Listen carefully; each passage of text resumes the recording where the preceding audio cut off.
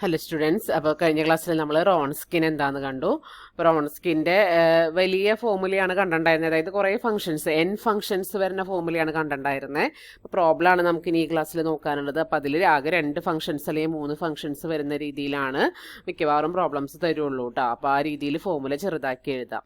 Use the Wronskian to show that f1 equal to x and f2 equal to sine x are linearly independent vectors in C infinity minus infinity infinity.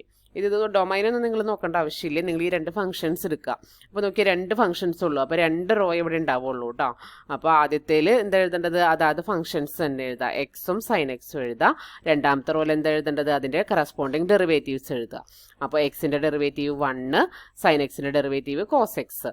ഇനി അങ്ങോട്ട് താഴത്തേക്ക് എഴുതണ്ട, രണ്ടാമത് differentiate ചെയ്യേണ്ട. 2 functions ഉള്ളെങ്കിൽ 2 റോയും 2 കോളും അങ്ങനെയാണ് വരേണ്ടത് കേട്ടോ. റോൺസ്കിൻ്റെ ഫോർമുലയിൽ ഫംഗ്ഷൻസ് ഉള്ളപ്പോഴാണ് റോസും കോളംസും വരുന്നത്. അപ്പോൾ W of x equal to determinant x sine x 1 cos x. ഈ ഡിറ്റർമിനൻ്റ് ഓപ്പൺ ചെയ്യുക. അപ്പോൾ ക്രോസ് മൾട്ടിപ്ലൈ ചെയ്ത് ഓപ്പൺ ചെയ്യുമ്പോൾ x cos x minus sine x എന്നാണ് വരുന്നത്.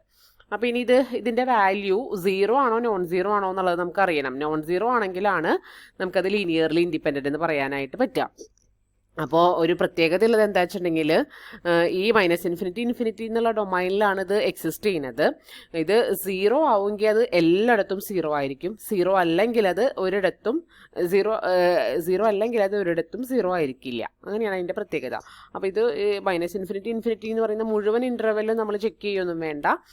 ഏതെങ്കിലും ഒരു പർട്ടിക്കുലർ പോയിന്റ് എടുത്തിട്ട് അതിൽ ചെക്ക് ചെയ്ത് നോക്കിയാലും മതി. നമുക്ക് ഇഷ്ടമുള്ള പോയിന്റ് എടുക്കാം. 0 എടുക്കണമെങ്കിൽ 0 എടുക്കാം, π/2 എടുക്കണമെങ്കിൽ π/2 എടുക്കാം, ഏതെങ്കിലും ഒരു ആംഗിൾ. അപ്പോൾ ഇവിടെ π/2ലാണ് ഇവർ ചെക്ക് ചെയ്തിരിക്കുന്നത്. നിങ്ങൾക്ക് 0-ൽ വേണമെങ്കിൽ ചെയ്യാം, 3π/2-ൽ ചെയ്യാം, ഏതിൽ വേണമെങ്കിലും ചെയ്യാം കേട്ടോ. പൈയിൽ ചെയ്യാം. ഏതെങ്കിലും ഒരു ആംഗിൾ എടുത്തിട്ട് ചെക്ക് ചെയ്ത് നോക്കാം. അപ്പോൾ നോൺ 0 ആണ് കിട്ടണമെങ്കിൽ അതെല്ലായിടത്തും നോൺ 0 ആയിരിക്കും. റോൺസ്കിൻ്റെ വാല്യൂ നോൺ 0 ആണെങ്കിൽ നമുക്ക് എന്ത് പറയാൻ പറ്റും? തിയറം പ്രകാരം, തൊട്ട് മുമ്പ് പഠിച്ച തിയറം പ്രകാരം ലീനിയർലി ഇൻഡിപെൻഡൻ്റ് ആണെന്ന് പറയാൻ പറ്റും അല്ലേ. അപ്പോൾ ഇവിടെ π/2-ലാണ് ചെക്ക് ചെയ്തിരിക്കുന്നത്. അപ്പോൾ എക്സ് ഉള്ളിടത്തൊക്കെ π/2 കൊടുക്കുക. π/2 cos π/2 minus sine π/2 that's equal to π/2 എന്ന് കിട്ടും, which is a non 0 value. അപ്പോൾ അത് ഹോൾ ഡൊമൈനിലും നോൺ 0 വാല്യൂ തന്നെയായിരിക്കും റോൺസ്കിൻ. അത് റോൺസ്കിൻ്റെ പ്രത്യേകതയാണ്. 0 ആണെങ്കിൽ അത് എല്ലായിടത്തും 0 ആയിരിക്കും, നോൺ 0 ആണെങ്കിൽ അത് എല്ലായിടത്തും നോൺ 0 ആയിരിക്കും എന്നുള്ളത്. അപ്പോൾ മുഴുവൻ ഇൻ്റർവെല്ലിൽ നോക്കണമെന്നില്ല, അതുകൊണ്ട് ഒരു പോയിന്റിൽ ചെക്ക് ചെയ്ത് നോക്കിയാൽ മതി. അപ്പോൾ അത് π/2 കിട്ടി, അതുകൊണ്ട് ലീനിയർലി ഇൻഡിപെൻഡൻ്റ് ആണെന്ന് കൺക്ലൂഡ് ചെയ്യാം. അപ്പോൾ ഇങ്ങനെ നമുക്ക് റോൺസ്കിൻ വെച്ചിട്ട് നമുക്ക് ലീനിയർലി ഇൻഡിപെൻഡൻ്റ് ആണോ അല്ലേ എന്നുള്ളത് ചെക്ക് ചെയ്യാനായിട്ട് പറ്റും കേട്ടോ. അപ്പോൾ അത് എങ്ങനെയാണെന്ന് വെച്ചിട്ടുണ്ടെങ്കിൽ ചെയ്യാം. അല്ലെങ്കിൽ നമ്മൾ സിസ്റ്റം ഓഫ് ഇക്വേഷൻസ് യൂസ് ചെയ്യണമായിരുന്നു. അപ്പോൾ ഫംഗ്ഷൻസ് തരുമ്പോൾ എപ്പോഴും റോൺസ്കിൻ വെച്ച് ചെയ്താൽ മതി. ഫംഗ്ഷൻസ് ആണ് തരണതെങ്കിൽ വേറെ ഒന്നിനും പറ്റില്ല കേട്ടോ. ഫംഗ്ഷൻസ് ആണ് തരണതെങ്കിൽ റോൺസ്കിൻ വെച്ചിട്ട് ചെയ്യാം. ഓക്കെ, അടുത്ത പ്രോബ്ലം കൂടി നോക്കാം. Linear independence using Wronskian. 3 functions തന്നിട്ടുണ്ട്. 1 e⁻x e⁻2x. ലീനിയർലി ഇൻഡിപെൻഡൻ്റ് ആണോ എന്ന് നോക്കാനായിട്ട് അപ്പോൾ ഇവിടെ 3 റോയും 3 കോളാണ് ഉണ്ടാവുക. ഫസ്റ്റ് റോയിൽ തന്നിരിക്കുന്ന ഫംഗ്ഷൻസ് തന്നെ എഴുതാം. സെക്കൻഡ് റോയിൽ അത് ആ ഓർഡറിൽ തന്നെ എഴുതാം കേട്ടോ. തന്നിരിക്കുന്ന ഓർഡറിൽ തന്നെ എഴുതിക്കോളൂ. സെക്കൻഡ് റോയിൽ അത് അതിൻ്റെ കറസ്പോണ്ടിങ് ഫസ്റ്റ് ഡെറിവേറ്റീവ്സ് എഴുതുക. ഒരു പ്രാവശ്യം ഡിഫറൻഷ്യേറ്റ് ചെയ്ത് എഴുതുക. അപ്പോൾ 0 e⁻x 2 e⁻x.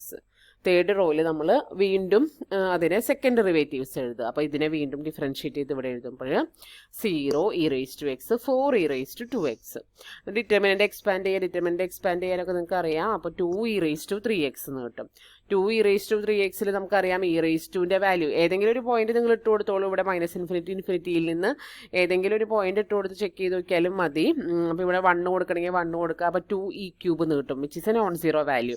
എക്സ്പോണൻഷ്യൽ ഫംഗ്ഷൻ ഒരിടത്തും 0 വരില്ല. അപ്പോൾ അതുകൊണ്ട് തന്നെ ഇത് ഏത് വാല്യൂ എക്സിന് കൊടുത്താലും നോൺ 0 വാല്യൂ കിട്ടും. അപ്പോൾ അതിവിടെ ചെയ്ത് നോക്കിയിട്ടില്ല. നിങ്ങൾ ചെയ്യുമ്പോൾ എക്സിന് പുട്ട് x ഈക്വൽ ടു 1.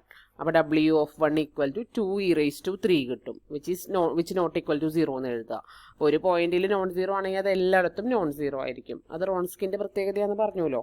അപ്പോൾ റോൺസ്കിൻ നോൺ 0 ആയതുകൊണ്ട് നമുക്ക് എന്ത് കൺക്ലൂഷൻ എഴുതാം? ഫംഗ്ഷൻസ് ലീനിയർലി ഇൻഡിപെൻഡൻറ്റ് സെറ്റ് ആണ് എന്നുള്ളത് എഴുതി വയ്ക്കുക. അപ്പോൾ ഫംഗ്ഷൻസ് തരുമ്പോൾ എപ്പോഴും റോൺസ്കിൻ യൂസ് ചെയ്തിട്ട് ചെയ്യുന്നതാണ്. അതാണ് അതിൻ്റെ മെത്തേഡ്. ലീനിയർലി ഇൻഡിപെൻഡൻ്റ് ആണോ എന്ന് ചെക്ക് ചെയ്യലാണ് നമ്മൾ ചെയ്യുക. മറ്റേതൊക്കെ നമ്മൾ ആ സിസ്റ്റം ഓഫ് ഇക്വേഷൻസ് ഉണ്ടാക്കി സിസ്റ്റം ഓഫ് ഇക്വേഷൻസിൽ കോഎഫിഷ്യൻറ്റിനെ കണ്ടുപിടിച്ച് കോഎഫിഷ്യൻ്റ് എല്ലാം 0 വരികയാണെങ്കിൽ ലീനിയർലി ഇൻഡിപെൻഡൻ്റ് എന്നും, നോൺ ട്രിവിയൽ സൊല്യൂഷൻസ് അതായത് നോൺ 0 സൊല്യൂഷൻസ് എപ്പോഴെങ്കിലും വരികയാണെങ്കിൽ ലീനിയർലി ഡിപ്പെൻഡൻ്റ് എന്നും കൺക്ലൂഡ് ചെയ്യുക. അപ്പോൾ ഈ ഒരു സെക്ഷനിൽ മുഴുവൻ ലീനിയർ ഇൻഡിപെൻഡൻസിനെ കുറിച്ചിട്ടാണ് പറയുന്നത്. ഇമ്പോർട്ടൻ്റ് ആണ്. പ്രോബ്ലംസും തിയറിയും രണ്ടും ചോദിക്കാറുണ്ട്.